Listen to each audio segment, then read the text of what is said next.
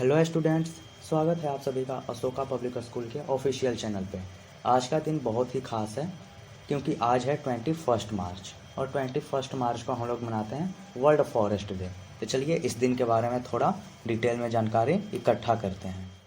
तो जैसा कि आप लोग देख सकते हैं, world forest day, save forest for our planet's existence. इस लाइन का क्या मतलब है? इस लाइन का मतलब है कि जंगल को बचाओ अपने प्लैनेट को बचाने के लिए, अपने प्लैनेट को जिंदा रखने के लिए। आखिर क्यों जंगल हमारे लिए इतने इम्पोर्टेंट क्यों है? इस सवाल का जवाब आज हम इस वीडियो में जानेंगे।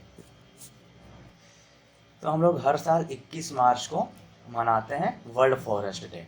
इस दिन का उद्देश्य क्या है? लोगों को वनों के बारे में बताना, लोगों को जागरूक करना। इसे हम लोग 2012 से मनाना शुरू किए थे। 2012 से पहले हम लोग इसको नहीं मनाते थे। हम लोगों ने 2012 में इसे मनाना शुरू किया था। इतना आप लोग को याद रहेगा। अब बढ़ते हैं हम लोग आगे।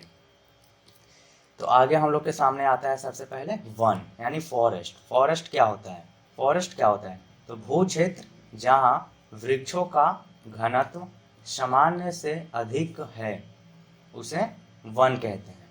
वैसा भूमि का क्षेत्र जहाँ पे पेड़ सामान्य से अधिक हैं, मतलब नॉर्मली तो पेड़ होते ही हैं ज़मीन पे, लेकिन वैसा जगह जहाँ पे पेड़ ज़्यादा हो उसे हम लोग क्या कहेंगे? फॉरेस्ट कहेंगे।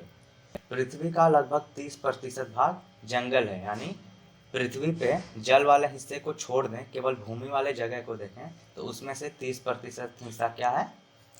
जंगल है। इतना समझ में आ गया। अब आगे बढ़ते हैं। पृथ्वी का फेफड़ा। पृथ्वी का फेफड़ा हम लोग किसको बोलते हैं?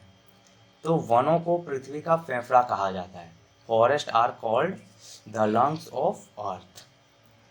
वनों को पृथ्वी का फेफड़ा कहा जाता है। ऐसा क्यों?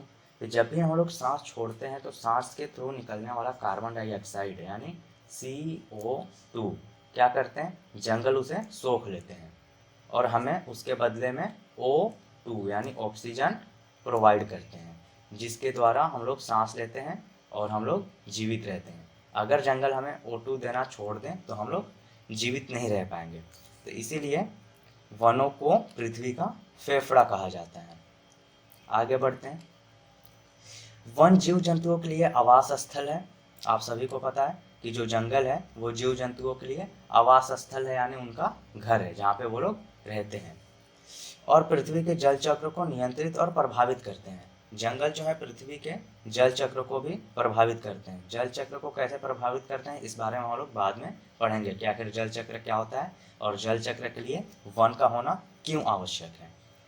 जंगल जो है मृदा संरक्षण में भी हमारी सहायता करते हैं और पृथ्वी की लगभग 80% वनस्पतियां वनों में ही पाई जाती हैं। जो भी जड़ी बूटियां हैं, 80% जड़ी बूटियां जंगलों में पाई जाती हैं।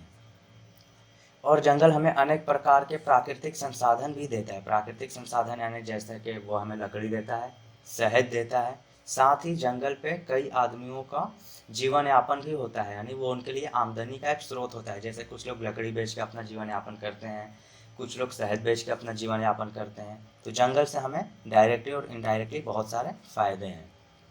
सेम चीज़ को यहाँ पे इंग्लिश में लिखा गया है। आप चाहें तो इसे वीडियो पॉज करके और अपना नोट्स तैयार कर सकते हैं। आगे चलते हैं। यहाँ पे हम लोग देख रहे हैं भारत जैसे देशों में पेड़ों की पूजा की जाती है। आप सभी को पता है कि भारत में पेड़ों की पूजा की जाती है, खास करके नीम की पेड़ की पूजा की जाती है। प्राचीन समय में इस देश के ऋषि मुनियों द्वारा पेड़ों की छांव में अपने आश्रम की स्थापना की जाती थी। पुराने समय में आप सभी को पता हो, रामायण महाभारत में आप सभी ने देखा है कि जो भी ऋषि मुनि होते थे तो उनके जो भी आश्रम होते थे वो पेड़ों की छांव में ही होते थे। अब हम लोग आगे चलते हैं। तो आगे आता है वनों के प्रकार, टाइप्स ऑफ फॉरेस्ट। वनों के प्रकार को हम लोग देख लेते हैं। उष्णकटिबंधीय सदाबहार वन, उष्णकटिबंधीय पर्णपाती वन, शुष्क पर्णपाती वन, पर्वतीय वन, मरुस्थलीय वन, दलदलीय वन। इन सब वनों के बारे में हम लोग बाद में कभी डिटेल में चर्चा करेंगे। अभी के लिए हम लोग बस इन्हें जान लेते हैं कि टोटल 6 प्रकार के वन पाए जाते हैं। अगर आप लोग अपना नोट्स बना रहे हैं साथ ही साथ, तो आपको अगर हिंदी में नोट्स बनाना है तो हिंदी में भी मैंने लिख दिया है, और अगर आप इंग्लिश में नोट्स बनाना चाहते हैं तो आप सबके लिए इंग्लिश भी लिखा हुआ है। आपको जिस तरह आसानी हो आप वैसे अपना नोट्स बना सकते हैं। आगे आते हैं वनों से लाभ। आखिर वनों से हमें क्या लाभ है, वनों से हमें क्या फ़ायदे हैं। सबसे पहला, लकड़ी मिल जाती है हमें ईंधन के लिए, जलावन के लिए हमें लकड़ी मिल जाती है। साथ ही घर वगैरह में यूज करने के लिए भी हमें लकड़ी मिल जाती है, जैसे घर का दरवाज़ा जो होता है, दरवाज़ा बनाने के लिए हमें लकड़ी मिल जाती है। खिड़की बनाने के लिए, घर में चारपाई बनाने के लिए लकड़ी मिल जाती है। साथ ही औषधि, जड़ी बूटियाँ हमें मिल जाती है, शहद मिल जाता है, रबड़, फल फूल, ये सारी चीज़ें हमें मिल जाती हैं। वन हमें मृदा संरक्षण में सहायता देते हैं, वर्षा कराने में मदद करते हैं और भूमिगत जल की बढ़ोतरी भी करते हैं।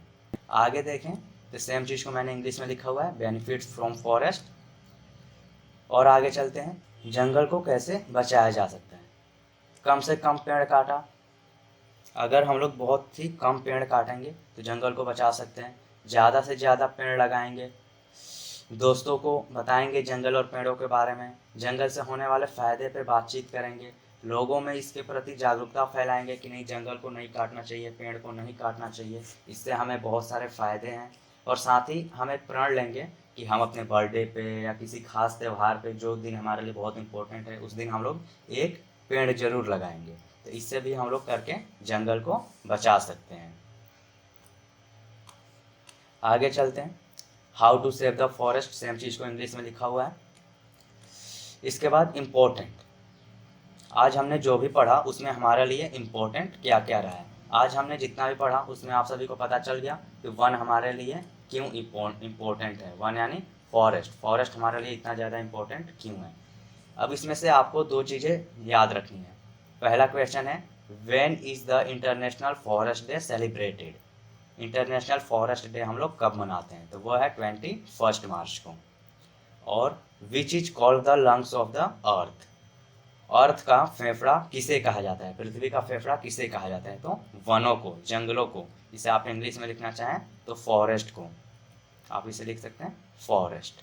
फॉरेस्ट को हम लोग क्या बोलते हैं, लंग्स ऑफ द अर्थ। बात कर लेते हैं आप लोगों की कंप्यूटर क्लास के बारे में। तो आपकी कंप्यूटर क्लास बहुत ही जल्द शुरू हो जाएंगे ऑनलाइन।